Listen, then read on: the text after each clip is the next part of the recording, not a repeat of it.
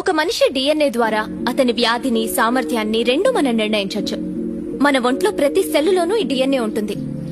అర్థమయ్యేలా చెప్పాలంటే పారంపర్య వ్యాధి, పారంపర్య బుద్ధి ఇవి రెండు డిఎన్ఏ మూలంగానే వస్తాయి. హార్ట్ అటాక్, మోకాళ్ల నొప్పి, చక్కెర వ్యాధి, ఇప్పుడు చూసి నీ చిల్డ్రన్ కొచ్చిన వ్యాధి, వీటికి కారణం వంశపారంపర్య డిఎన్ఏలో ఉంటుంది. ఇలా వంశపారంపర్యంగా వచ్చే వ్యాధుల్ని, లోపాల్ని డిఎన్ఏలో కరెక్ట్ చేయగలమన్నదే నా రీసెర్చ్. ఇంకో ముఖ్యమైన విషయం, నేను రీసెర్చ్ చేసే ఈ డిఎన్ఏ మూలంగా మన పూర్వీకుల శక్తి సామర్థ్యాలు తిరిగి మళ్లీ రప్పించగలం. ఓ చిత్రకారుడు కావచ్చు, సమరయోధుడు కావచ్చు, వాళ్ల పారంపర్య డిఎన్ఏలో ఆ సామర్థ్యం ఇప్పటికే ఉంటుంది. దాన్ని ప్రేరేపిస్తే మనం వాళ్ల పారంపర్య సామర్థ్యాన్ని తిరిగి మళ్లీ తీసుకురావచ్చు. దీని గురించే బోధిధర్మ 1600 సంవత్సరాల క్రితం ఆ బుక్ లో రాశారు.